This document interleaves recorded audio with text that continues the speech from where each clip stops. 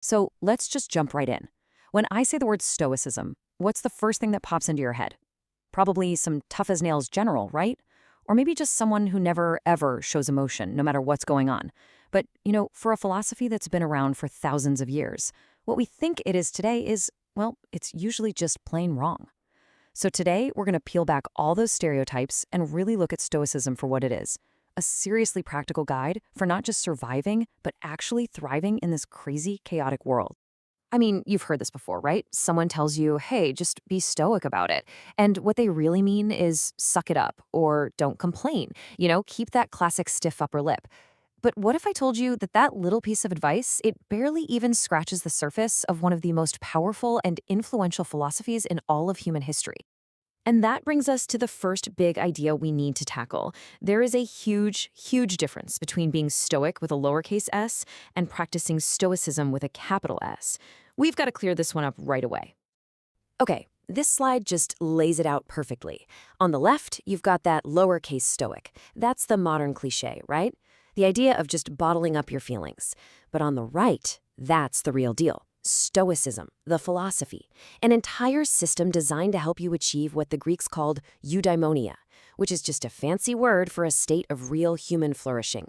The goal was never to be emotionless. The goal is to not be yanked around by our destructive emotions. Big difference. So you might be asking, okay, how do you actually do that? Well, the Stoics built their entire philosophy on one incredibly profound idea. Think of it like a mental filter you can run any situation through. They called it the Dichotomy of Control, and honestly, this is the absolute bedrock of all Stoic practice. It's so simple, but so powerful. It just means you have to get really, really good at separating what you can influence from what you cannot. All your energy goes into the first bucket, and you practice accepting the second. It sounds easy, but when you actually live this way, it changes everything. And look at this breakdown. It's so clear. In our control, the stuff on the left, are our internal responses. Our judgments about things, our choices, our actions, our character, and that's about it. Everything else, what your boss thinks of you, whether the stock market goes up or down, your reputation, even your health to a large degree, that's all in the right-hand column. It's external. It's not fully in your control. The Stoics would argue that almost all of our anxiety comes from wasting our time and energy worrying about the stuff on the right. This quote from Marcus Aurelius, who was not only a Stoic philosopher, but also the emperor of Rome, wow. It just nails it.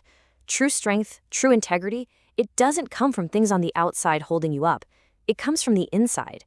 It's the self-discipline to be responsible for your own character, to stand on your own 2 feet, no matter what kind of storm is raging around you. All right, so if we're supposed to focus on our character, how do we actually build a good one? What does that even mean? Well, the Stoics didn't leave it up to guesswork. They gave us a roadmap, 4 cardinal virtues. That's it. Just 4. The Stoics were convinced that if you could cultivate these 4 virtues, you had everything you needed for a good, meaningful, and deeply happy life. And here they are: wisdom, justice, courage, and temperance. Now, the key thing to get here is that these aren't just 4 separate items on a checklist. The Stoics saw them as totally interconnected, like different faces of the same diamond. Wisdom is about seeing the world clearly. Justice is about acting rightly towards others. Courage is about doing the right thing even when it's hard. And temperance, or moderation, is about not letting your appetites run your life. You can't really have one without the others. And let's be super clear one more time. The whole point of this, focusing on what you control, practicing the virtues, it's not about turning into some kind of unfeeling robot. It's about achieving that eudaimonia. It's a kind of deep, unshakable well-being that doesn't depend on whether you get a promotion or if someone likes your post on social media. It's a happiness that comes from the inside, because it's built on the one thing no one can ever take from you, your character. Okay, so this isn't just some abstract theory you think about once and then forget. Stoicism is meant to be used. It's a toolkit filled with practical exercises that you can apply to your life right now. Let's look at a couple of my favorites. Okay, this one is a game changer. It's a modern spin on an ancient Stoic exercise called premeditatio malorum, which sounds intense, but it just means thinking about bad things in advance. Instead of running away from what you're afraid of, you stare it right in the face. First, you get super specific about the absolute worst thing that could happen. Then, you make a plan for how you could fix it or get back on your feet. And suddenly, that giant, scary monster in your head, it starts to look a lot smaller and a lot more manageable. It actually turns fear into a reason to act. And here's another incredible tool, this one from the philosopher Seneca. He basically suggested keeping an evening journal. Before you go to bed, you ask yourself these kinds of tough questions. It's a daily check-in. It's about taking ownership of your own self-improvement bit by bit, day by day. In fact, that famous book by Marcus Aurelius, Meditations, it's pretty much his own private version of this exact practice. So as we start to pull all these threads together, you can really see it, can't you? Stoicism is so much more than just having a stiff upper lip. It's a complete, robust, and incredibly practical philosophy for life. And we're not talking about some obscure little philosophy club here. Stoicism was one of the most dominant schools of thought for hundreds of years, all the way from ancient Greece to the Roman Empire.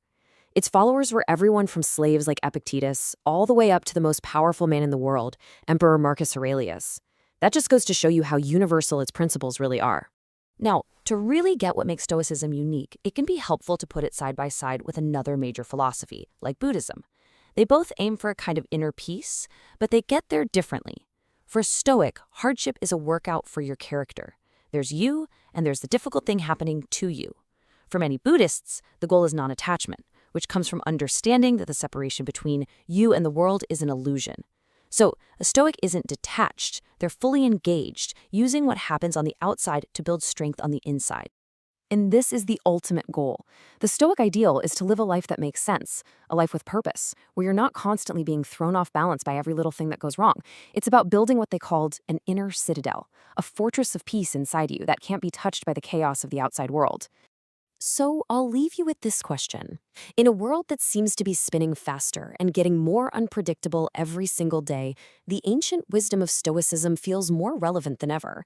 It simply asks us to stop trying to control the uncontrollable and turn our focus inward, to the one domain where we will always be in charge. So what will you choose to control?